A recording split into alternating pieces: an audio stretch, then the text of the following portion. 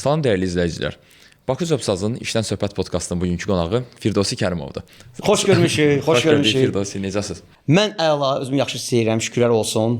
Düşünürəm ki, bizim bugünkü söhbətimiz çox maraqlı olacaq və faydalı olacaq. Bundan mən də əminəm. Hətta çəkişə başlamamışdan qabaq artıq maraqlı söhbətlərə başlamışdıq.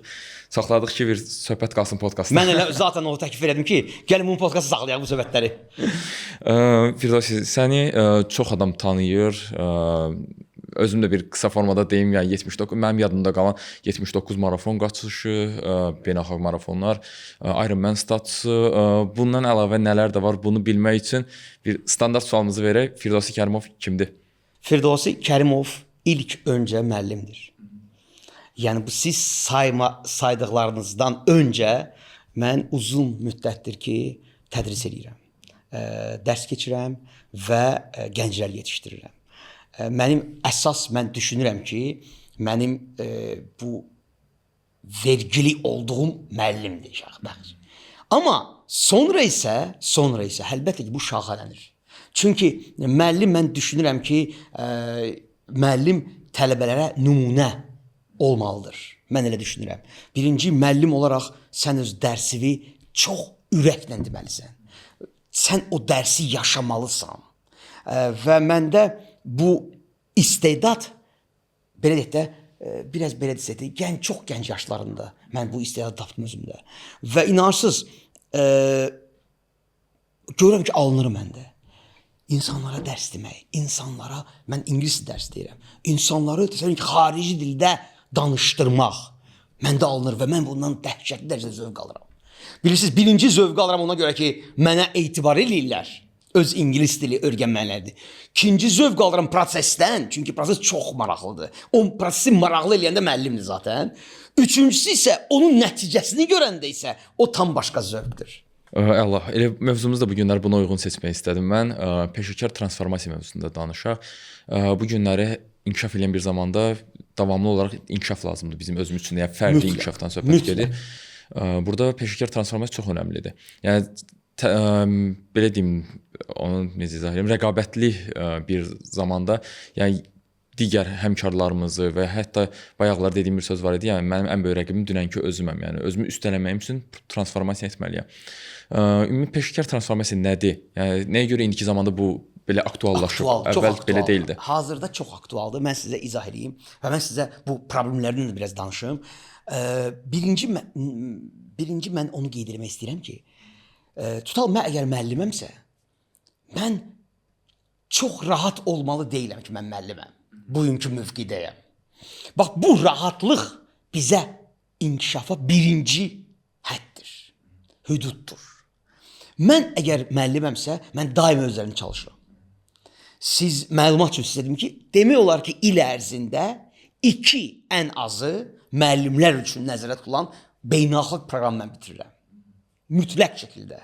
Bu mənim bir kredomdur. Və məncə bu məndən soruşdular ki, müəllimliyin sirri nədir sizin üçün ki, belə uğurlusuz, tələbələriniz belə uğurlu ballar yığırlar.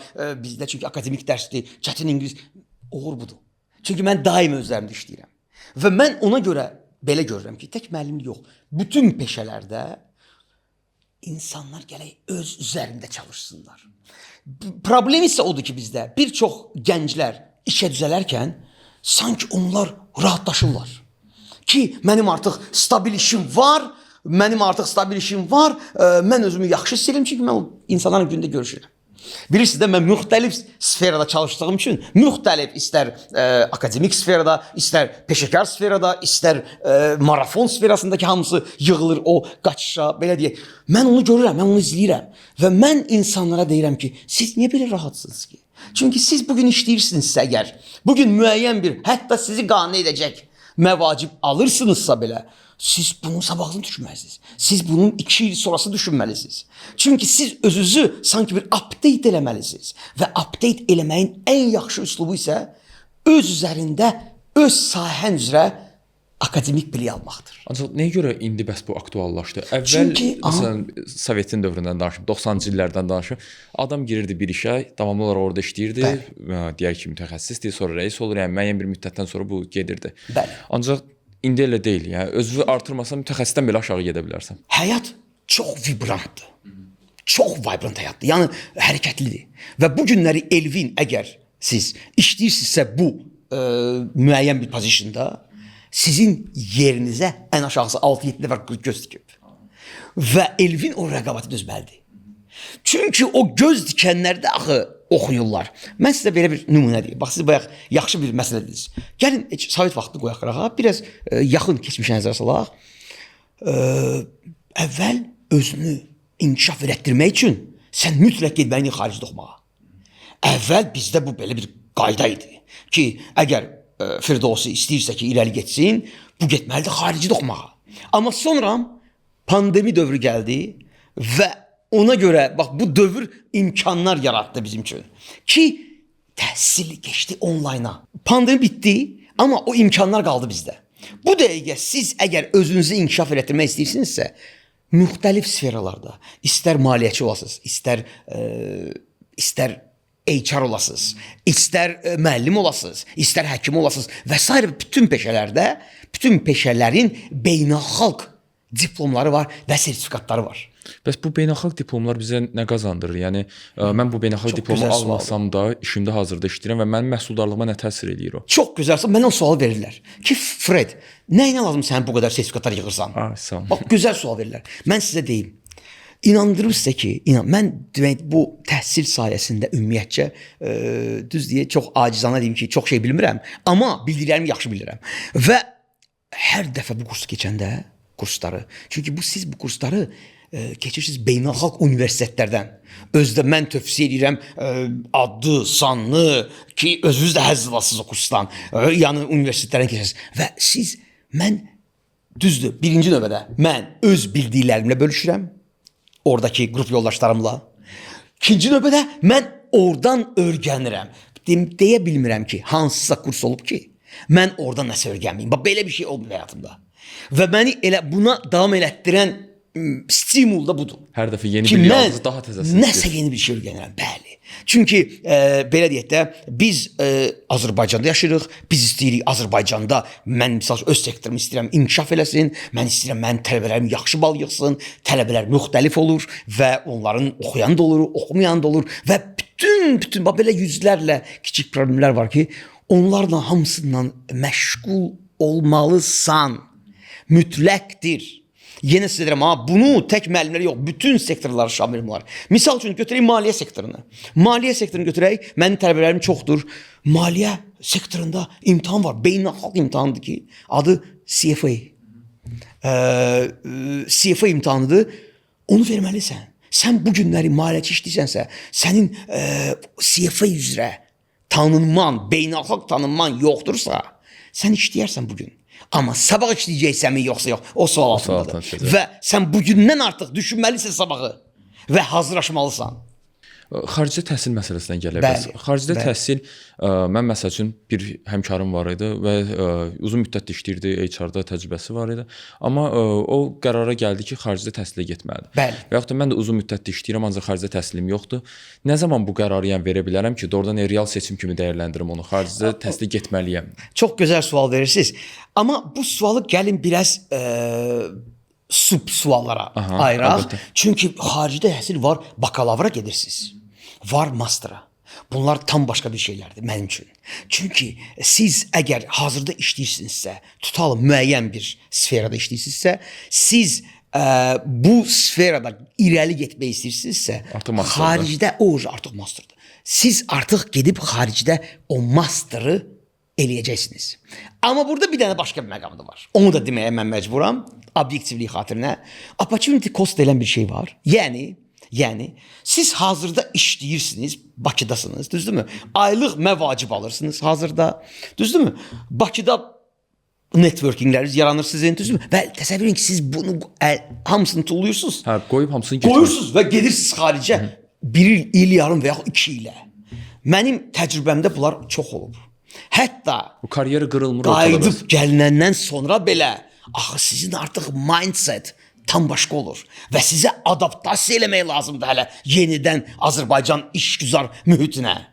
O adamlarda problem yaradır. Və onun üçün mən deyirəm ki, misal üçün atıram, Elvinin bu dəqiqə müəyyən bir oturub müəyyən bir səlahiyyəti var, müəyyən bir vəzifəsi var və Elvin düşünməlidir ki, mənə lazımdırmı misal üçün gedib master almaq maliyyə üzrə, yoxsa mən elə bəlkə bir CFA-ya hazırlaşım. Elə Bakıda oturaraq. İşdən sonra mənim tələbələrim var ki, inanırsınız, işdə nahar vaxtında hazırlaşırlar. İşdən sonra 6 bazarlarda buna eləyirlər. Bu tam mümkündür. Və bilirsiniz, nə qədər insan peşəkarcasına yüksəlib. Bax, bu diplomları, sertifikatları verdikdə. Mənim üçün, əlbəttə ki, xarici təhsil almaq çox gözəldir. Mən özüm də bütün bu spektrlarını keçmişəm.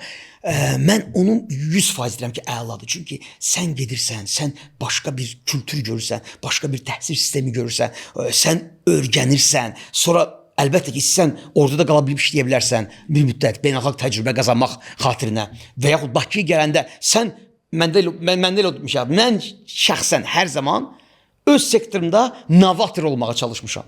Çünki nəyə görə? Mən orada gördüyümü gəlib burada tətbiq eləmək istəmişəm. Və əlbəttə ki, maneələr var, çox maneələr var, amma bunu aşmaq lazımdır, aşmaq gərəkdir. Bax, elə marafonçu prizmasından yanaşanda, düzdürmü? Bunu aşmaq gərəkdir. Vaxt var idi ki, bizdə Azərbaycanda ingilis dili tədrisi tamamilə Sovetdən qalma idi. Yadınızdadır. Mən gəldim, mən gördüm ki, bu düzgün deyil. Yəni, ingilis dili dərsini ingilis dilində keçərlər axı, mənim düşüncəmlə. Okey, mən nə elədim? Özüm üçün bir iş yaratdım, özüm üçün. Və başladım orada öz düşündüyüm kimi beynəlxalq ingilis dili praktikasından gələn tədrislər eləməyə. Və çox uğurlandı. Əvvəlcə çox çətin idi, cavan idim mən, mənə o qədər etibar yox idi. Amma sonra çox uğurlandı. Və indi hazırda bizim ingilis dili üzrə təhsilimiz yavaş-yavaş transformasiya olur o mən dediyim sistemə. Yəni akademik ingilis dilinə. Harada ki artıq reading var, harada ki artıq listening var. Mən sadəcə öz sferamda aşıram, amma əminəm ki, bütün sferalarda bu belədir. Bəs bu akademik ingilis dillərindən fərqli sertifikasiyalar var da, TOEFL-dır, Duolingo. Belə deyək də, Elvin bəy, əgər siz hansısa diplom proqramı oxumaq istəyirsinizsə, mən nə etməliyəm? Bax, mən istəyirəm, misal üçün, CFA oxuyum, hə? CFA oxumaq üçün mən nə etməliyəm? Əlbəttə ki, əvvəlcə ingilis dilinizi mükəmməlləşdirməlisiniz. Müəyyən baza olmalıdır sizdə ki, siz o ACCA-dir, CFA-dir, CIMA-dır, bu management, siz çoxdur bu sertifikatların adı. Siz bunları keçmək üçün ingilis diliniz sizin mükəmməl olmalıdır. Bir. İkincisi, siz bu ingilis dili üzərində çalışmalısınız. Mən inanırsınız, mənim bu gündəlik həyatımdır. Mən ya tələbələrimi öyrədirəm ki, onlar bu diplomları qazansınlar. Ya da ki, onların xaricdə gedib oxumaqlarını təmin edirəm. Bəli, o əvvəlcə ingilis dili öyrənirsiniz. Xaricdə oxumaq üçün diplom lazım deyil? Xeyr. Bəs necə gedib? Mən dediyim diplomlar, xeyr. Yox, ACCA falan demirəm. Gedib məsələn IELTS olmalıdır ki, hansı bir universitetə qəbul ola bilsin. Razıyam. Bəs mən də onu deyirəm də, ya onu hazırlayıram da, siz mənim işim elə odur. Amma misal üçün mən hər zaman soruşuram. Siz nə üçün akademik ingilis dili öyrənmək istəyirsiniz? Siz mənə deyirsiniz ki, okey, Mr. Fred, mənə lazımdır ki, rahat şəkildə danışım, xaricdə gedəndə özümü izah edə bilim, işgüzar, sıxılmayım və s. Aha, sıxılmayım. Bu artıq ingilis dilinin başqa bir növüdür. Bu artıq public speech deyilən bir şey var da, orada kompleksləri qırmalısınız və s. və elə axır. Bu başqa bir sahədir və o üzrə də bizdə trening var. Xüsusi trening, mənim treningim deyil, Harvard Universitetinin treningidir. Xüsusi public speech üçün. Mənim bir tələbəm var idi, yaxşı vəzifədə işləyirdi. Mənə gəldi, dedi ki, Mr. Fred, mən çıxışları yaxşı eləyə bilmirəm. Yəni, ictimai çıxışları. Məndə prezentasiya eləməliyəm, işgüzar, işlə bağlı. Mən o xanıma dedim ki, amma gəlin oxumaq lazımdır. Dedim, mən hazıram hər şeyə. Çünki artıq yığılmışam, mən belə görəm, belə davam eləsə, mən işi bitirəcəm. O xanım gəldi, inandırım sizə 4 ay. 4 ay biz əməlli işlədik. bu məsələnin üzərində. Və sonra o xanım getdi çıxışları nədir? İndi hazırda xanım xaricdə də çıxışlar eləyir. Azərbaycanlı xanım bu Azərbaycanımızı təmsil edir xaricdə o çıxışların hesabına və hər də mənə o feedback verirlər ona. Feedbackləri mənə göndərir və mən də çox sevinirəm buna görə. Bax həmin söhbətdir. Və yaxud siz mənə gəldirsiniz ki, mən istəyirəm misal üçün də hansısa diploma proqram keçim. Master lazım deyil. Misal üçün mən istəyirəm ki, mən hüquqşünasam. Mən hüquqşünasam, düzdürmü?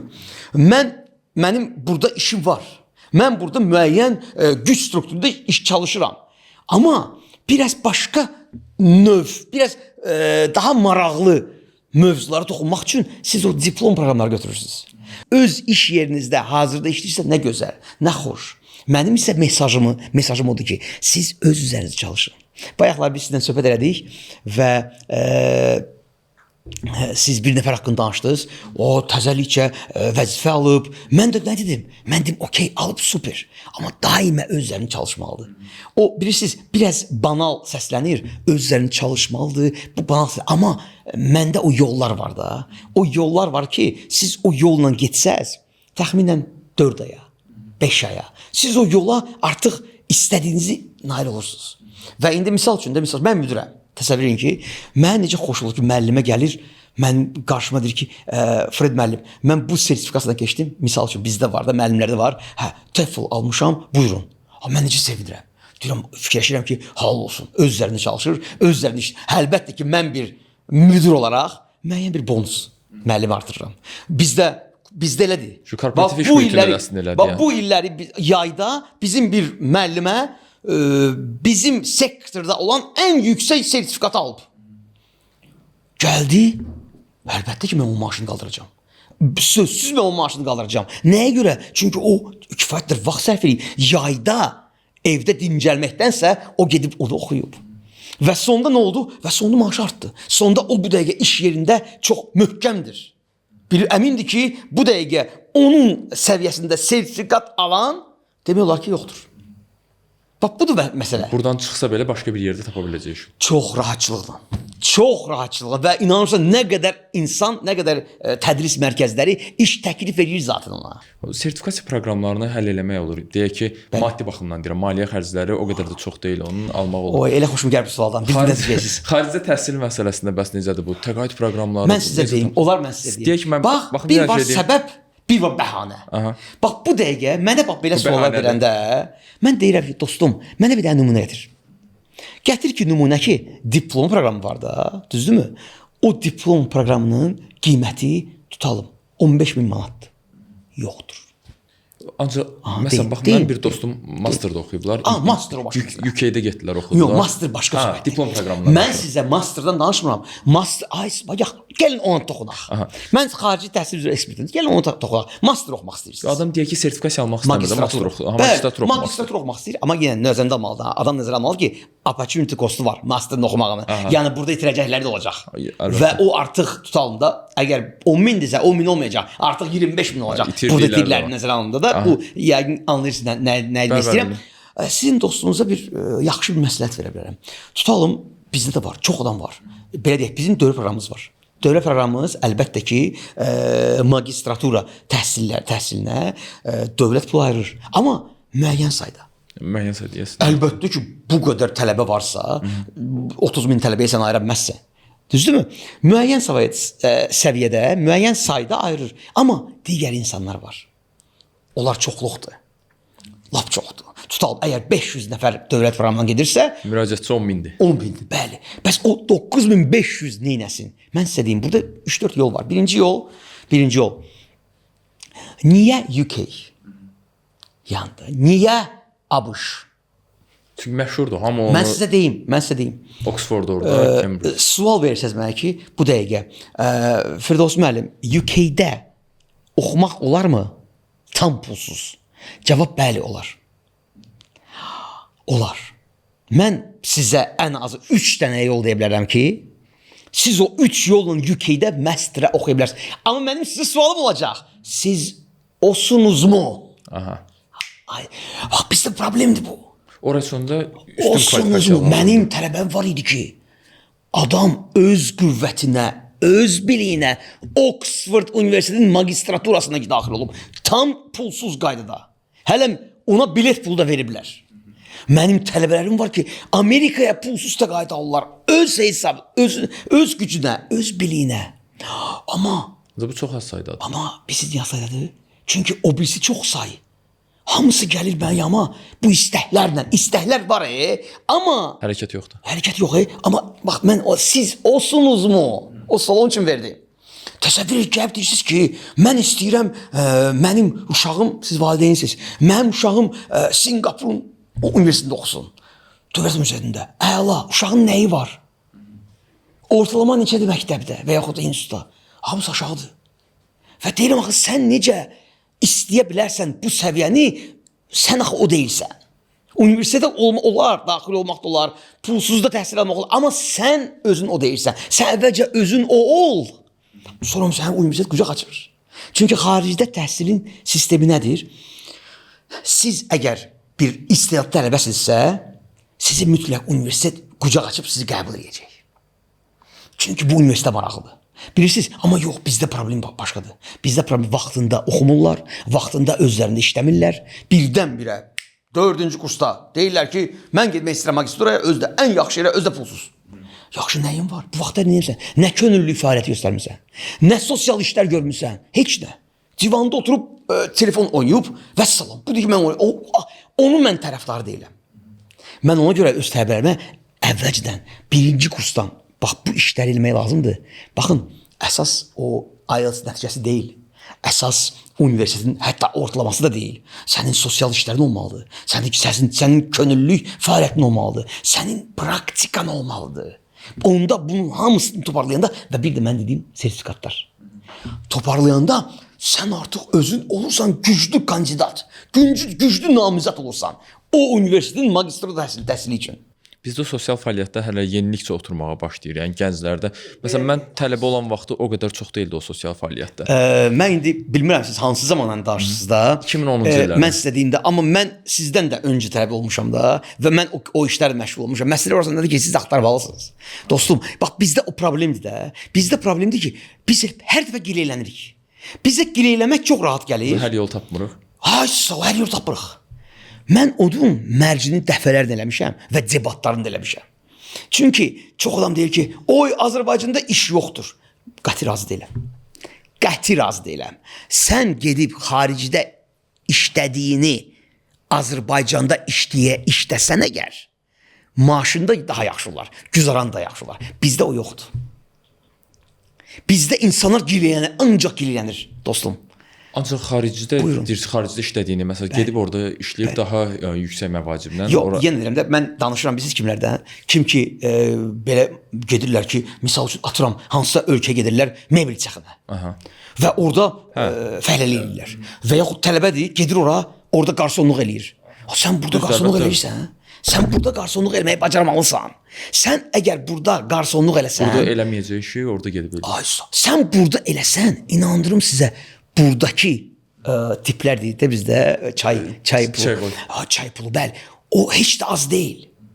Çünki mən dəfələrlə özüm görmüşəm. Əgər kimsə mənə gözəl xidmət göstərirsə, mən ona əlbəttə ki, çay pulu qoymalıyam. O xidmət yoxdur ancaq bizdə. Mən sizə nümunə çəkirəm. Bunu bütün sektorlarda eləmək olar. Misal üçün, biz İngilis dili müəllimiyik də, misal üçün. Deyirlər ki, filan yerdə mən getsəm, mənim maaşım, razıyam. Ola bilsin, maaşım biraz yüksək olsun. Bəs sən harada yaşayacaqsın? Bəs sən qidalanmağı necə edəcəksən? Bax, bunlar var axı. Onun üçün mən hər zaman gileyləmək yox, vəziyyətdən çıxış yolu axtarmağın tərəfindəyəm. Bax, mən bütün mənim debatlarım, nümunələr, söhbətlər hamısı bunun üzərində qurulub. Ki, yəni ki, biz bu dəqiqə oturaq, belə deyək də, o bilirsiniz ki, siz özünüzü ona köklüyürsünüz. Ki, iş yoxdur, mənim işim yoxdur, mən xoşbəxt deyiləm. Bilirsiniz, əlbəttə ki, belə düşünməklə sən özünü artıq tənzimləyirsən o istiqamətə və heç eləmirsən. Və əsas odur ki, hərəkətsizlik. Və gileyləməklə hərəkət yoxdur. Amma sən gileylənən vaxtı Məmməd var, Həsən var. Hansı ki, o zaman oxuyurlar, işləyirlər, gedirlər, ayaqları daşa dəyir, ikinci qalxırlar, yenə gedirlər. Nə olar ki? Mən sizə bir maraqlı bir nümunə çəkim istəsiniz. Öz həyatımdan. Mən müəllim olmamışdan əvvəl mən yük daşıyanda olmuşam. Mən bazarda da işləmişəm. Heç vaxt bunu özümə ayıb bilməmişəm. Əksinə, mən bazarda belə deyək də kartof satmışam və mən orada öyrəndiyim təcrübəni mən heç alır bilməmişəm. Həyat təcrübəsini. Ancaq o çətinliklərə doğrudan sinə gəlməsəydiniz, desəydiniz ki, "Vəsə, burada elə dayandım, onu gedəməyəcəkdim." İmkanımız da evdə yaxşı idi. Mənim işləməyə ehtiyac yox idi. Mən dedim ki, mən özüm işləmək istəyirəm. Çünki nəyə görə? Bir gün gedirsən, kimsə səni aldadır. Sən onu, bu dərsdir sənin üçün. Budur bax problem. Amma gəlin soruşaq. Bax bu dəqiqə neçə gənc 14 yaşından bazarda işləyir. Ay sağ ol. Bax budur problem. Bax biz deyirik ki, mən universitetə daxil olmuşamsa, ancaq universitet oxumaqla kifayətlənməyə xeyr. Siz ancaq universitet oxumaqla siravi bir həyat yaşayacaqsınız universitet bitirən sonra. Mənim isə mesajım odur ki, sən onun üstündənsə elə. Hansısa bir sertifikat programını götür oxu. Onlar Elvin bəy baha deyil. Heç baha deyil. Mənim də Atarsaq il ərzində o xərclərdən çox daha artığını başqa şeylərə xərcləyirik. Hamısının əlində telefon var, müasir telefon var. Bəs mən soruşuram, yaxşı, bu diplom proqramı, sertifikat proqramı $200. $200 buna verməyib. $2000 telefon alır. 3000, aysa $2000. $2000 telefon var amma. Deməli o deyil səbəb. O mənə bəhanə gətirirlər. Bəhanə deyirlər ki, bizim imkanımız yoxdur. Yaxşı, bəs imkanın yoxdur, niyə biraz sadə telefon gəzdirmirsən? İmkanın yoxdur, niyə biraz expenditure, niyə biraz məsrəflərini azaltmırsan? Xərclərini azaltmırsan, bəli. Niyə bizim imkanımız yoxsa, niyə yeyib-içməklərdə yanmışıq bütün günü? Bax budur, deməli imkan var. Sadəcə bəhanədir. O bəhanə isə mən onu düz saymıram. O biraz özünü ora kökülürsən və oturursan kresloda, divanda bütün günü elə oturub güdürsən ki, filan kəs yaxşı şeyə nail oldu. O əlbəttə ki, o işləyib. Mənim yanıma gəlirlər o tələbələr. Dostum, mənim yanıma elə tələbələr gəlirlər ki, deyirəm, mən fəxr edirəm. Mən özüm də elə tələbə olmuşam vaxtında, yeri gəlmişkən, təvazökarlardan uzaq olsa da deyim. Amma fəxr edirəm onlarla. Dünən bir xanım gəlmişdi mənim yanıma, bir qızı gəldi yanıma. 11-ci sinifdə oxuyur. Bu nə göstəricilərdir. Əlbəttə ki, bu adam mən düzəldəcəm tam pulsuz. Tam pulsuz bakalavr səviyyəsinə. Dünən danışdıq, düzəldəcəm. Niyə düzəltmirəm ki? Tələbənin hər şeyi var. Bütün göstəriciləri, məktəb göstəriciləri super. IELTS-ı bilirsiniz də, maksimum 9-dur. Adam 8 yığıb. SAT-dən maksimum 1600-dür, adam 1480 yığıb. Yəni bunların hamısı toparsan, plus olimpiyadaları var, plus diplomları var, plus könüllü hər şey var. Və mən dedim ki, bu tələbə pulsuz da oxumalıdır. Düzdürmü? Belə bir şeylər var. Şagirdlik vaxtını boş-boş keçirdən şagirdənsə, bu öz üzərində işte olimpiyadalara gedir və yaxud da. İndi mən sizə digər bir, mən bütün gün şagirdlərimlə, dünənləri şagirdlərimlə, öz şagirdlərimlə bir səmimi söhbət elədim. Və çox maraqlı bir faktlar açıqlandı dünənləri mənə. Deməli, mən gördüm ki, bizim hazırki şagirdlər belə normal yuxu yatmırlar. Çünki heç kim axşam saat 10-da gəlib yatmır. Sabah səhər dərs var abi. Bizim vaxtımızda necə idi? Biz saat 10-da artıq gəlib yatırdıq. 11-in yarısı maksimum. İndikilər 1-in yarısından birdən tez yatmırlar. Əlbəttə ki, bunlar səhər dururlar. Gümrahlıq olmayacaq. Gümrahlıq yoxdur, həyata eşq yoxdur. Düzdür, bir də sönükdülər. Rahatsız mənlə. Bütün enerjilərini sərf edirlər. Bütün enerjiləri ya oyundur, ya bilmirəm də indi o sosial şəbəkələrdir, ya nədir. Bax, mən çalışıram, bizim kursda tələbələr üçün bir növ challenge şərait yaradım. Ki, bax, budur, bax, həyat. Öyrəndiyi əslində orada təkcə dərs deyil də həmin. Yox, ümumiyyətcə, əgər bir yerə gelsənsə və oradan sırf dərs öyrənsənsə, bu artıq səhvdir. Hətta mən öz tələbələrimə deyirəm ki, siz məndən ingiliscə öyrənirsiniz, mən sizdən isə həyatı öyrənirəm. Çünki bu mütləq exchange olmalıdır, bilirsizcə. Baxın, bəs bu mənəvi hazırlıq məsələsi vardı, o disiplinə düşmək. O söz var ki, deyir, motivasiya gəldi, gedərdi, yəni bir gün qalxacaq, düşəcək. Razıyam, tam razıyam. Disiplin davamlıdır, yəni eyni nöqtəyə. Razıyam. O disiplini bəs necə yaratmaq lazımdır? Yəni bu mənəvi hazırlıq üçün, mənəvi olaraq özümüzü hazır hiss etməyimiz üçün nələr eləməliyik? Siz hansı yaş kateqoriya deyirsiniz? Deməli yaş kateqoriyası deyin çünki bu müxtəlifdir. 20-30 arası deyək. Okey, əla. Çünki ən belə enerjili vaxtımız həmin vaxtımızdır Bəli. bizim. Ancaq ən belə boş sərf elədiyimiz vaxt da həmin vaxtdır. Okey. Deməli belə bir deyim var. Deyim var ki, İngiltərə deyimidir. Tərcümə eləsək belə bir çıxır ki, yəni cavanlığımızı biz itiririk. Yəni cavanlıq siz tamamilə düzgün dediniz. Belə də ən tez öyrənmə zamanıdır. Onu biz itiririk adətən. Kütlə olaraq itiririk. Nəyə görə? Çünki 30 yaşdan sonraki nə qazanacağıqsa bu 20-30 yaş arasında məlum olur. Tamamilə doğrudur. Və ondan da başqa biz çox əyləncə axtarırıq cavanlıqda. İndi gəldik bura. Sən Elvin olaraq öz həyatını 40 yaşında necə görmək istəyirsən? Bax, mənim üçün elə başlayır hər şey. Bax, sual verim, necə görmək istəyirsən? Yenə atanın hesabına yaşamaq istəyirsənmi? Okey, atan, onda все, onda həyatı belə sür. Yox, sən ailə başçısı olmaq istəyirsən, sən uşaqlarına nümunəvi ata olmaq istəyirsən, sən ətrafına nümunəvi insan olmaq istəyirsənsə, sən hansısa bir sosial fəaliyyətlə məşğul olmaq istəyirsən, düzdürmü? Onda bu yaramır. Hazırki həyat tərzi sən yaramır. Və yenə deyirəm, elə bax bu günləri söhbət oldu. Dünənləri mən öz tələbəmi tənbihlədim, biraz tənqid elədim. Dedim ki, bax səndə problem nədir? Problem məsuliyyətsizlik və məsuliyyətsizlikdən hər şeyin üstünə atırsan, özündən başqa. Misal üçün, mən IELTS oxumağa çatdırmıram. Çünki mənim işim var, çünki mənim ailəm... Ümumiyyətlə, bizdə hamımızda var da o, yəni özümüzü qınamaqdansa ətrafı qınamağı daha... Bax, bu çox rahatdır. Mən onu deyirəm, mən belə şeylərin tərəfdarı deyiləm. Çünki mən o insanın həyatını gözəl bilirəm. Və mən bilirəm ki, deyirəm, mən həmişə deyirəm də, məndən ki, sən məşğul deyilsən. Yəni, məndən ki, məşğul deyilsən, mən indi bu dəqiqə hazırda özünüz də bilirsiniz də bir çox fəaliyyət istiqamətində çalışıram, maksimum özümü... Storylərə baxıram mən ara bir. Bəli. Fikirləşirəm ki, bir insan bu qədər aktivitini necə çatdıra bilər? Bəli, bəli. Səhər voleybolda, axşam dərsdə müəllim tələbə kimi. Tamamilə dərs keçirsiniz. Tamamilə doğrudur. Və hətta qaçış da var, üzgüçülük də var, bəli, velosiped də var. Bunlar hamısı var, stol tenis var. Bilirsiniz, mənim elə mesajım odur da, bəs mən necə eləyirəm onu? Bax, siz əgər maraqlansaz ki, ay Fred, siz bunu necə eləyirsiniz? Bax, telefon screen time-ını soruşum sizdən. Nə qədərdir screen time-ınız? Bax, belə bir sual verin mənə ki, ay Fred, sən bunu necə çatdırırsan? Mən sənə deyim də, çox rahatçılıqla, elə screen time-ları gəlin müqayisə eləyək. Mən özümdən danışmıram, mən də sizdən danışmıram. Mən prosta adi danışıram. Yəni, siz baxın ki, bu birbaşa mütənasibdir ha. Birbaşa. Çünki nəyə görə?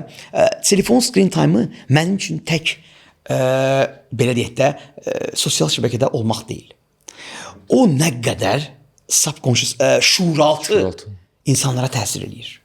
İnsanları passivləşdirir. Çünki niyə? Oturaq bir şeydir. Düzdürmü?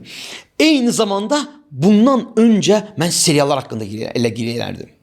Ay, oturub baxmayın, niyə bu boyda vaxt siz seriallara sərf edirsiniz? Ondansa nəsə gedir, əlini oxuyun da. Nəsə bir maraqlı. Misal üçün, məndə də var sosial şəbəkələr. Siz mənim sosial şəbəkə scroll eləsəz, görürsünüz ki, ancaq elmi, ancaq dini mövzular, fəlsəfi mövzular, elmi mövzular. Maarifləndirici kontentdir. Maarifləndirici, bəli. Yəni, burada mən onu orada özümə əyləncə tapıram. Ancaq məsələ ondadır ki, sosial şəbəkədə olan bu dəqiqə kontentlərin çoxu o tipli deyil. Mənə bu maraqlıdır. Çox azdır. Mən razıyam sizdən. Mənim öz sosial şəbəkəm bu dəqiqə, bilirsiniz, mən çox fəalam, amma o qədər aktiv deyil. Amma bunlar mənə əsər eylərmi? Mütləqə yox.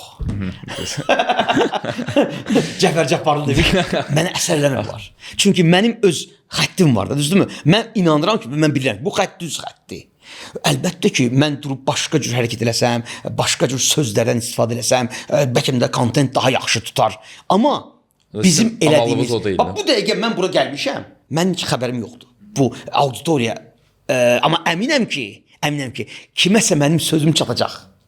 Mən onun üçün gəlmişəm bura. Onsuz bunu izləyəcək insanlar, yəni düzgün insanlar olacaq ki, orada nəsə götürmək istəyir. Bəs mənim də deməyim odur da.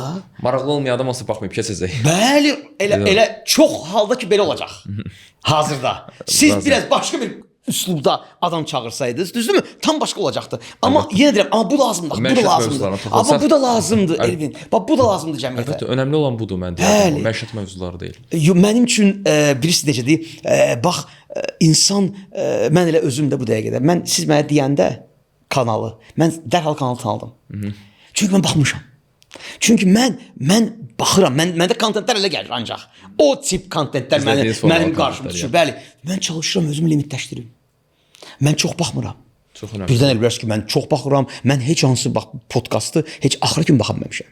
Yəni biraz baxıram, bilirəm söhbət nədən gedir, mövzunu tuturam, vəssalam və digər kontentə keçirəm. Digər. Çünki amma bu lazımdır. Yəni mənə Fredə lazım deyə bu. Çünki elə bir qonaq ola bilər ki, olsun ki, təcrübəsi məndən çox olsun, biliyi məndən çox olsun və elə bir hərdən bir mən eşidirəm. Elə bir maraqlı bir nüanslar eşidirəm. Mən çox sevinirəm bax buna görə Azərbaycan üçün ki, hərdən bir elə maraqlı mövzular ortaya qoyulur. Elə fəlsəfi söhbətlər. Mən çox sevirəm bir filosof var. Bax onun podkastlarını mən dəhşət sevirəm. O qədər gözəl danışır, o qədər aramla və düzgün formada danışır. Kimdir? Adını deyərsiniz, mən də izləyirəm. Bəli, xahiş edirəm. Səhv eləmirəmsə Müşfiq Ötkün olmalıdır. Ötkün, tamam. Bəli, səhv eləmirəmsə o bizim adında, amma möhtəşəmdir yəni. Həqiqətən o ibrətamiz, tərbiyəvi, elə gözəl dini, fəlsəfi, elə gözəl söhbətlər edir ki, mən şəxsən izləyirəm. Şəxsən izləyirəm və bax mən elə onu gətirib çıxardıram. Baxın, amma görə gənclər nə izləyir? Gənclər nə qədər sosial şəbəkələrdə olur və nə üçün olur? Mənə gəlib deyəndə ki, ay Fred müəllim, deyirəm, bax bu sertifikat proqramıdır.